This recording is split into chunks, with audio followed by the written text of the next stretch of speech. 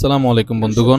1914 সালের 4 November British জাহাজ endurance ভয়ঙ্কর উত্তাল সমুদ্র পেরিয়ে এগিয়ে যাচ্ছিল পৃথিবীর সবচেয়ে রহস্যময় আর ভয়ঙ্কর মহাদেশ অ্যান্টার্কটিকার দিকে।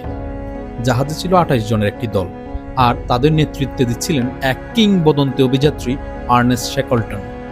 তার লক্ষ্য ছিল এমন কিছু করা যা ইতিহাসে আগে কেউ কখনো করতে পারেনি, পুরো অ্যান্টার্কটিকা মহাদেশ পায়ে হেঁটে অতিক্রম করা। ভাবুন তো, এটা সেই সময়ের কথা যখন ছিল না কোনো জিপিএস, না স্মার্টফোন, না আধুনিক প্রযুক্তি। -50°C তাপমাত্রা, চারপাশে বরফ জড়, আর সেই মৃত্যুফাদের মাঝ দিয়ে হাজার হাজার কিলোমিটার হেঁটে যাওয়ার পরিকল্পনা। তাদের পরিকল্পনা ছিল ওয়েল্ড সি হয়ে অ্যান্টার্কটিকার উপকূলে পৌঁছানো, সেখান থেকে সাউথ পোল অতিক্রম করে প্রায় 2900 কিলোমিটার পথ হেঁটে রস সি পর্যন্ত পৌঁছানো। সবকিছু ঠিকঠাক চললে সময় লাগতো প্রায় 120 দিন, কিন্তু সামনে অপেক্ষা করছিল এমন এক দুঃস্বপ্ন যা শ্যাকলটন নিজেও কল্পনা করতে পারেন। 5 নভেম্বর 1914 এন্ডিউরেন্স পৌঁছায় সাউথ জর্জিয়া আইল্যান্ডের এক তিমি শিকার স্টেশনে। এটাই ছিল সভ্য পৃথিবীর শেষ বসতি।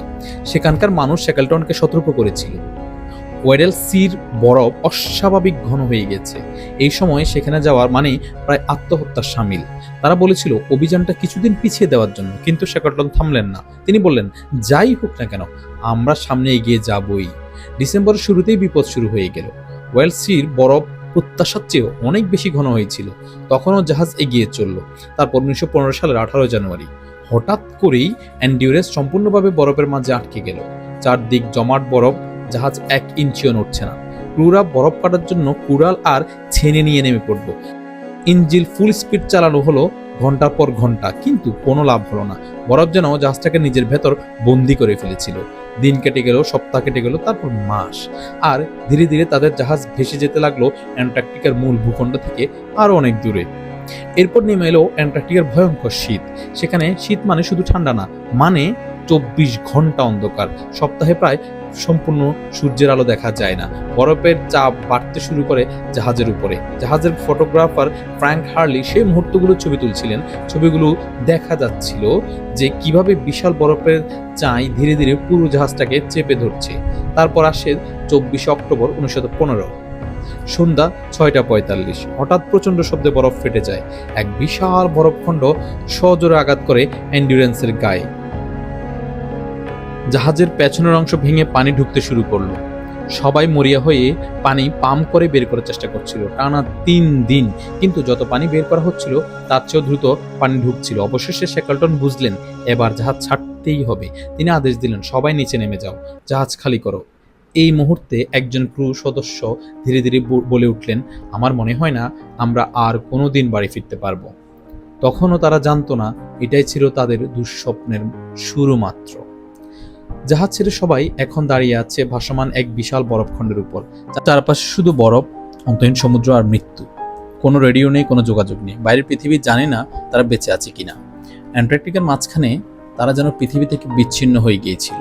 তারা হিসেব করে দেখলো তাদের কাছে আছে মাত্র 3টি ছোট নৌকা, কিছু প্রয়োজনীয় জিনিস আর প্রায় 1 মাসের খাবার। শুধু 1 মাস। রাতে ঘুমানোর মতো জায়গা ছিল না। বরফের মধ্যে একে অন্যের সাথে গা ঘেঁষে করে শুয়ে থাকতো শুধু একটু উষ্ণতায়, যাতে তারা জমে না যায়। শ্যাকলটন বুঝতে পারলেন বরফের উপর বেশি দিন টিকে থাকা আসলে সম্ভব না। তাদের দরকার ছিল উঁচু জায়গা। সবচেয়ে কাছের ভূমি ছিল পাউলেট আইল্যান্ড, দূরত্ব প্রায় 550 কিলোমিটার। সিদ্ধান্ত হলো সব মালপত্র স্লেজে তুলে বরফের উপর দিয়েই হাঁটা শুরু করতে হবে। কিন্তু একটা কঠিন নিয়ম করা হলো, প্রতিজন মাত্র 2 পাউন্ড ওজনের ব্যক্তিগত জিনিস নিতে পারবেন। কেউ নিজের স্মৃতিচিহ্ন ফেলে দিলেও, কেউ কাপড়, কেউ মূল্যবান জিনিসপত্র।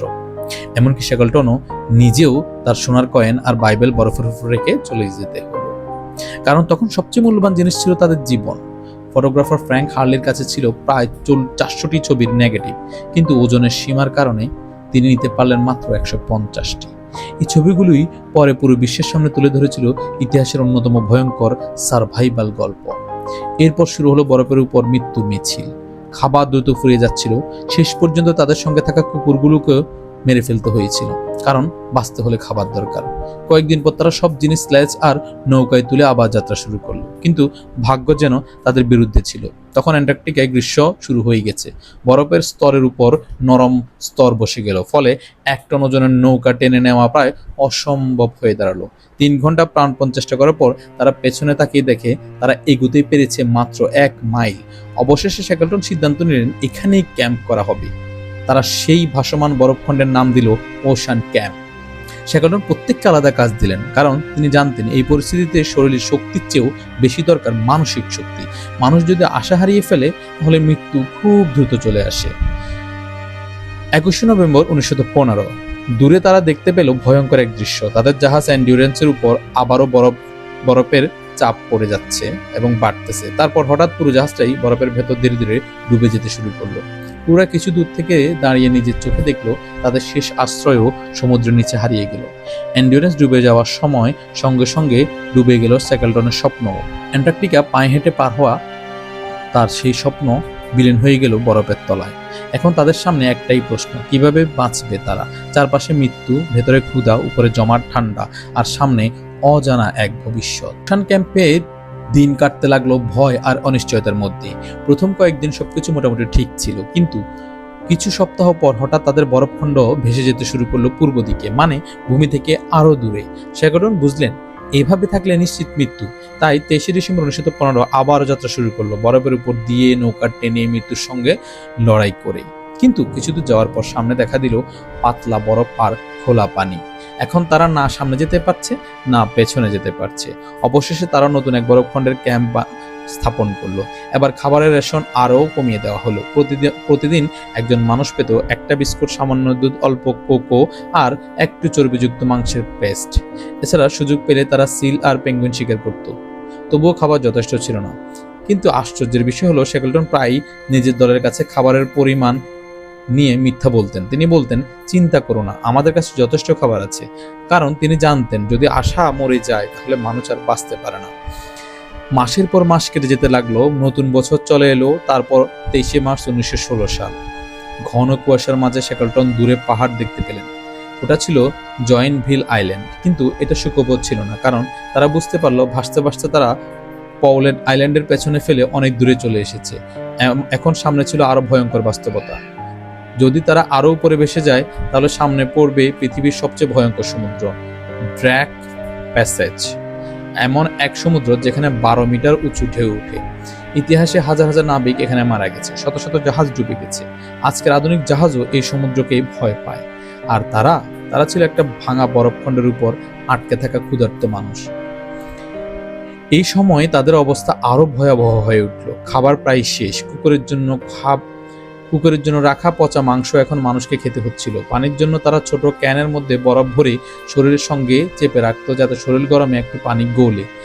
1 ক্যান বরফ থেকে মিলত মাত্র কয়েক চামচ পানি। পিপাসা সবার ঠোঁট ফেটে গিয়েছিল। ঠিক তখনই ভাগ্য যেন একটু সাহায্য করলো। একদিন তারা দেখতে পেল বিশাল এক সি লেপার্ড। প্রাণপণ লড়াই করে সেটাকে শিকার করা হলো। এই এক শিকার থেকেই তারা পেল প্রায় 1000 পাউন্ড মাংস। কিছুদিনের জন্য অন্তত ক্ষুধার ভয় কেটে গেল। তারপর 7 এপ্রিল 1916 দূরে দেখা গেল ক্লায়েন্টস আইল্যান্ড। আশা আবার ফিরে এলো, কিন্তু ঠিক তখনই বাতাসের দিক বদলে গেল।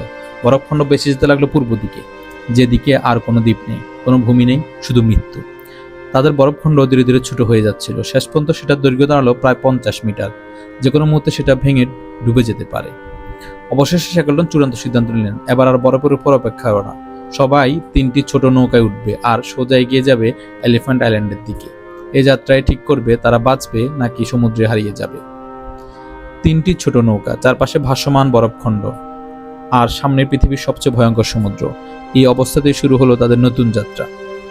কিছু দূর যাওয়ার পর তারা একটা শক্ত বরফ চাই খুঁজে পেল।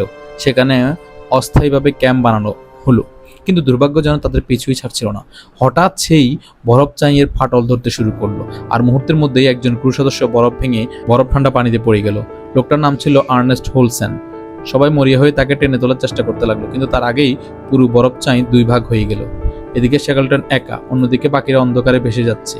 কেউ বুঝতে পারছিল না কি করবে। তাদের নেতা, তাদের ভরসা হঠাৎ অন্ধকারে হারিয়ে গেছে। তারপর অন্ধকারের ভেতর থেকে শোনা গেল শ্যাকলটনের কণ্ঠ। ক্রুরা দ্রুত নৌকা নিয়ে তাকে ফিরিয়ে আনলো, কিন্তু এবার নতুন সমস্যা। হোলনেসের শরীর জমে যাচ্ছিল, হাইপোথার্মিয়া শুরু হয়ে গেছে, আগুন জ্বালানোর কোনো উপায় নেই। এই অবস্থায় সাধারণ মানুষ হয়তো বসে মৃত্যুর অপেক্ষা করত, কিন্তু শেকলটন ছিল ভিন্ন। তিনি হোলসেনকে আদেশ দিলেন, হাঁটতে থাকো, যতক্ষণ না শরীর গরম হয়ে কাপড় শুকিয়ে যায়। সারা রাত লোকটা হাঁটলো, আর সেই কারণেই শেষ পর্যন্ত সে বেঁচে গেল। এরপর শুরু হলো দিক পরিবর্তনের যুদ্ধ। কখনো তারা ভাবলো ক্লারেন্স আইল্যান্ড যাবে, তারপর সিদ্ধান্ত বদলালো। আবার ভাবলো কিং জর্জ আইল্যান্ড যাবে, তারপর আবার মত বদলালো। শেষ পর্যন্ত তারা ঠিক করলো এলিফ্যান্ট আইল্যান্ডই সবচেয়ে নিরাপদ, কারণ ওটাই ছিল ব্র্যাক প্যাসেজের আগে শেষ ভূমি। এদিকে বরফ কমতে শুরু করেছিল, তাপমাত্রা কিছুটা বাড়ছিল, কিন্তু এর মানে ছিল পানির উৎস কমে যাবে। তখন সবাই প্রচন্ড পিপাসা কষ্ট পাচ্ছিল। তাদের গলা এত শুকিয়ে গিয়েছিল যে খাবার গিলতে সমস্যা হচ্ছিল। তাই তারা কাঁচা সিলের মাংস খেত, যাতে রক্তের আর্দ্রতা দিয়ে অন্তত খাবারটা গেলা যায়। অবশেষে 15 এপ্রিল 1916 তারা 3টি নৌকা নিয়ে পৌঁছে গেল এলিফ্যান্ট আইল্যান্ডে। 497 দিন পর তাদের পা প্রথমবারের মতো শক্ত মাটিতে পড়ল। বরফ না, ভাসমান চায়না, আসল জমি। অনেকে আনন্দে কেঁদে ফেলেছিল, কারণ এতদিন পর তারা আবার নতুন ভাবে বাঁচার স্বপ্ন দেখতে শুরু করলো। তারা অনুভব করলো মাটি কাকে বলে। কিন্তু তাদের দুর্ভোগ এখনো শেষ হয়নি। এলিফ্যান্ট আইল্যান্ড ছিল পুরোপুরি জনমানবহীন, কোনো মানুষ নেই, কোনো জাহাজ আসে না, কোনো সাহায্য নেই। তারা এখানে পৃথিবী থেকে বিচ্ছিন্ন। শেকলটন মানচিত্র বের করলেন। তার সামনে ছিল 3টি পথ। প্রথমত, দক্ষিণ আমেরিকার ক্যাপ হর্ন, দূরত্ব প্রায় 800 কিলোমিটার। দ্বিতীয়ত, ফকল্যান্ড আইল্যান্ড, প্রায় 880 কিলোমিটার দূরে। আর তৃতীয়ত, সাউথ জর্জিয়া আইল্যান্ড, দূরত্ব প্রায় 1300 কিলোমিটার, সবচেয়ে দূরের পথ। কিন্তু শেকলটন সেটাই বেছে নেন, কারণ তিনি বিশ্বাস করতেন সমুদ্র আর বাতাস তাকে সেই পথেই সাহায্য করবে। সিদ্ধান্ত হলো সবাইকে নিয়ে যাওয়া সম্ভব না, তাই শেকলটন মাত্র 5 জনকে সঙ্গে নিয়ে ছোট নৌকায় করে রওনা দেবেন সাউথ জর্জিয়ার দিকে, আর বাকিরা অপেক্ষা করবে এলিফ্যান্ট আইল্যান্ডে। এটাই ছিল তাদের শেষ আশা। 24 এপ্রিল 1916 ছোট্ট একটা লাইফ বোটে চড়ে বিশ্বের সবচেয়ে ভয়ঙ্কর সমুদ্রের দিকে যাত্রা করলেন শেকলটন। ছোট্ট একটা লাইফ বোট, চারপাশে উত্তাল সমুদ্র, উপরে বরফ, ঠান্ডা জড় বাতাস। আর সেই নৌকাতে শেকলটন আর তার 5 সঙ্গী ঢুকে পড়লেন পৃথিবীর সবচেয়ে ভয়ঙ্কর সমুদ্রপথ ব্র্যাক প্যাসেজ। এই যাত্রা ছিল প্রায় আত্মহত্যার মতো। তারা পালা করে 4 ঘন্টা নৌকা চালাতো, তারপর 4 ঘন্টা বিশ্রাম নিত। কিন্তু বিশ্রাম বলতে সেখানে কিছু ছিল না। পুরো সময়টাই তারা সমুদ্রের ঢেউয়ে ভিজে থাকতো, ঠান্ডা কাঁপন, বমি করতো আর ক্লান্তিতে ভেঙে পড়তো। এপ্রিল মাস মানে অ্যান্টার্কটিকায় শীত শুরু। সূর্য উঠতে মাত্র কয়েক ঘন্টার জন্য, বাকি 20 ঘন্টার বেশি সময় কাটতো অন্ধকারে। আর এই অল্প সময়ে সূর্যের আলোই ছিল তাদের একমাত্র ভরসা, কারণ সেই আলো ব্যবহার করে তারা সেক্সট্যান্ট দিয়ে দিক নির্ণয় করত। একটু ভুল মানেই মৃত্যু। দিনের পর দিন তারা এগিয়ে চলল। মাঝে মাঝে বিশাল ঢেউ এসে পুরো নৌকাকে প্রায় ডুবিয়ে দিচ্ছিল। কখনো মনে হচ্ছিল এই বুঝি শেষ, কিন্তু অদ্ভুতভাবে তারা প্রতিবারই বেঁচে যাচ্ছিল। খাবার খাওয়াটাও ছিল এক যুদ্ধ। নৌকার ভেতরে এত কম জায়গা ছিল যে সোজা হয়ে বসাও সম্ভব ছিল না, তাই তাদের শুয়ে শুয়ে খাবার খেতে হতো। আর এই ভয়ঙ্কর অবস্থার মাঝে ধীরে ধীরে শেকলটনের মানসিক শক্তি ভেঙে পড়তে শুরু করলো। একসময় একটা ছোট পাখি নৌকার উপর ঘুরছিল। শেকলটন রাগে তাকে গালাগাল দিতে শুরু করলেন। এতদিন পর প্রথমবারের মতো তিনিও ভেতর থেকে ভেঙে পড়েছিলেন।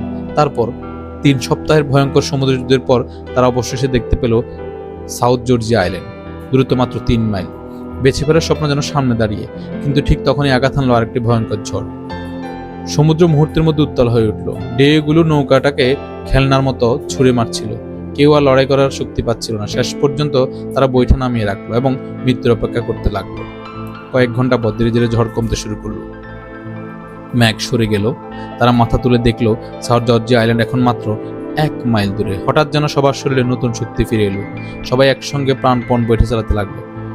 ঢেউ তখনও ভয়ঙ্কর ছিল, কিন্তু তারা থামেনি। অবশেষে 10 মে 1916 টানা 3 সপ্তাহ সমুদ্রের সঙ্গে যুদ্ধ করার পর শেকলটন আর তার দল পৌঁছে গেল সাউথ জর্জিয়া আইল্যান্ডে 522 দিন আগে। এই দ্বীপ থেকে তারা যাত্রা শুরু করেছিল। আজ আবার সেই জায়গায় ফিরে এসেছে তারা। অনেকে আনন্দে একে অপরকে জড়িয়ে ধরল, কিন্তু তাদের যুদ্ধ এখনো শেষ হয়নি, কারণ তারা দ্বীপের যে পাশে দাঁড়িয়ে ছিল সেখানে কোনো মানুষ ছিল না। মানুষের বসতি ছিল দ্বীপের একেবারে উল্টো পাশে। এখন সেখানে পৌঁছানোর জন্য তাদের সামনে ছিল 2টি পথ। 1, আবার ভাঙাচোরা নৌকায় করে সমুদ্র পথে যাওয়া। 2, দ্বীপের ভয়ঙ্কর বরফ ঢাকা পাহাড় পায়ে হেঁটে পার হওয়া। সমস্যা হলো, ইতিহাসে আগে কখনো কেউ সাউথ জর্জিয়া আইল্যান্ড পায়ে হেঁটে পার হতে পারেনি। সবাইকে অসম্ভব মনে করত, কিন্তু শেকলটনের সামনে তখন আর কোনো বিকল্প ছিল না। বাঁচতে হলে অসম্ভবকেই সম্ভব করতে হবে। সাউথ জর্জিয়া আইল্যান্ড, বরফের ঢাকা ভয়ঙ্কর পাহাড়, গভীর খাদ আর এমন সব পথ যেখানে আগে কখনো মানুষ হাঁটেনি। তবুও শ্যাকলটন সিদ্ধান্ত নিলেন তিনি হেঁটেই এই দ্বীপ পার হবেন, কারণ অন্য কোনো উপায় ছিল না। প্রথমে তারা কয়েকদিন বিশ্রাম নিল, প্রায় 9 দিন ধরে শুধু খাওয়া আর শরীরের শক্তি ফিরে পাওয়ার চেষ্টা, কারণ দ্বীপের খাওয়ার অভাব ছিল না। চারপাশ ভর্তি ছিল সিল, পেঙ্গুইন আর সামুদ্রিক পাখিতে। তারপর 19 মে 1916 ভোর 3টা শ্যাকলটন তার 2 সঙ্গী ওয়ার্সলি আর ক্রিনকে নিয়ে যাত্রা শুরু করলেন। সবচেয়ে বড় সমস্যা ছিল কোন দিক দিয়ে যেতে হবে সেটা কেউ জানতো না। চারপাশে হাঁটু সমান বরফ, বিশাল পাহাড় আর ঘন কুয়াশা। তারা এক একটা পাহাড়ে উঠতো, তারপর পথ খুঁজতো। যদি সামনে খাদ পাওয়া যেত আবার নিচে নেমে অন্য পাহাড়ে উঠতো। এভাবেই ঘন্টার পর ঘন্টা এক পাহাড় থেকে আরেক পাহাড়ে ঘুরে বেড়ালো তারা। কিছু পাহাড়ের ওপারে ছিল গভীর গিরিখাত, কোথাও ছিল দেয়ালের মতো খাড়া বরফ। প্রতিবার পথ বন্ধ হয়ে গেলে আবার ফিরে আসতে হতো, কিন্তু শ্যাকলটন থামেননি, কারণ তিনি জানতেন এখানে থেমে যাওয়া মানেই মৃত্যু। অবশেষে তারা পৌঁছালো এক বিশাল বরফ ঢাকা ঢালের সামনে।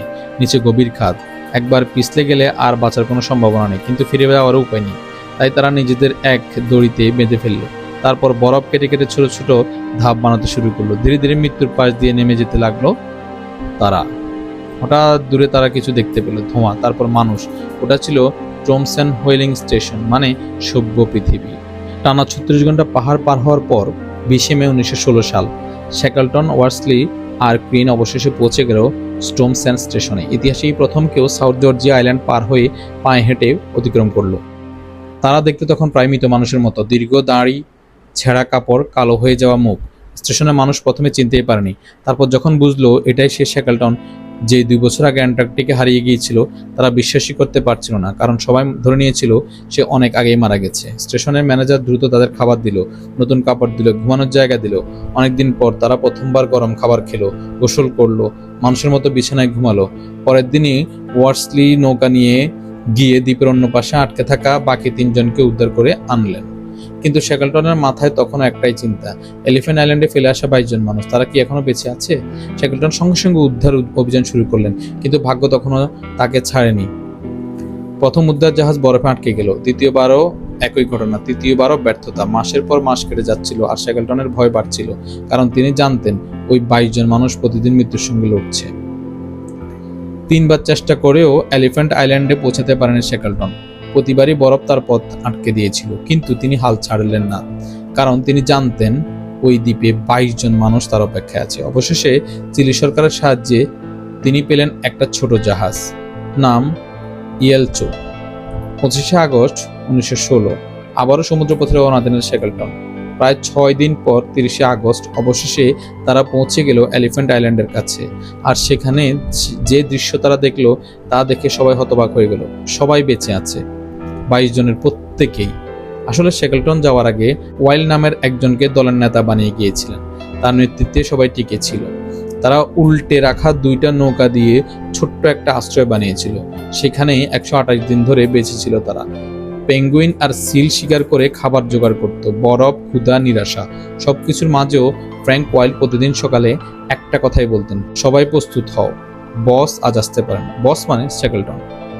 দিন কেটে যাচ্ছিল, সপ্তাহ পেরিয়ে মাস, তবুও প্রতিদিন সকালে ফ্র্যাঙ্ক একই কথা বলতেন, বস আজ আসতে পারেন। প্রতিদিন তিনি পাহাড়ে উঠে দূরে সমুদ্রের দিকে তাকাতেন, কিন্তু প্রতিদিনই খালি হাতে ফিরে আসতেন। 4 মাস পর অনেকে আশা হারাতে শুরু করেছিল। এর মধ্যে একজনের পায়ে ভয়ঙ্কর ইনফেকশন হয়ে যায়, শেষ পর্যন্ত তার পা কেটে ফেলতে হয়। সবাই ধীরে ধীরে বিশ্বাস করতে শুরু করেছিল শ্যাকলটন হয়তো আর বেঁচে নেই, হয়তো ড্র্যাক প্যাসেজেই তার নৌকা ডুবে গেছে। তারপর একদিন ফ্র্যাঙ্ক ওয়াইল্ড সিদ্ধান্ত নিলেন আর অপেক্ষা না, এবার তারা নিজেরাই নৌকা নিয়ে দ্বীপ ছাড়ার চেষ্টা করবে। সবাই সত্যি সত্যি জিনিসপত্র গুছিয়ে প্রস্তুত শুরু করলো। কিন্তু ঠিক তখনই দূরের সমুদ্রের মাঝে দেখা গেল একটা জাহাজ। ধীরে ধীরে সেটা কাছে আসতে লাগলো। তারপর তারা দেখতে পেল জাহাজের উপর দাঁড়িয়ে আছে শ্যাকলটন। বস সত্যি ফিরে এসেছে।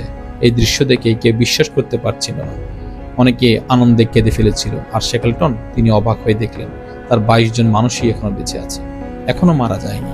প্রায় 2 বছর ধরে বরফ, ক্ষুধা, সমুদ্র, ঝড়, অন্ধকার আর মৃত্যুর সঙ্গে লড়াই করার পর শ্যাকলটন তার পুরো দলকে জীবিত অবস্থায় বাড়ি ফিরিয়ে আনলেন। 27 জনকে নিয়ে যাত্রা শুরু করেছিলেন, আর 27 জনকেই জীবিত ফিরিয়ে আনলেন। এটাই ছিল আর্নেস্ট শ্যাকলটনের আসল কীর্তি। তিনি অ্যান্টার্কটিকা পায়ে হেঁটে পার হতে পারেননি, কিন্তু তিনি করে দেখিয়েছিলেন আরও বড় কিছু। তিনি অসম্ভব পরিস্থিতিতেও নিজের পুরো দলকে বাঁচিয়ে ফিরিয়ে এনেছিলেন, আর সেই কারণেই আজও ইতিহাস তাকে মনে রাখে পৃথিবীর অন্যতম সেরা নেতা হিসেবে। মজার ব্যাপার হলো, এই ঘটনার 106 বছর পর 2022 সালে সমুদ্রের প্রায় 10,000 ফুট নিচে আবিষ্কার হয় এন্ডিউরেন্স জাহাজের ধ্বংসাবশেষ। অবিশ্বাস্যভাবে এত বছর পরও জাহাজটির অবস্থা অনেক ভালো ছিল, বরফের নিচে যেন ইতিহাস ঘুমিয়েছিল।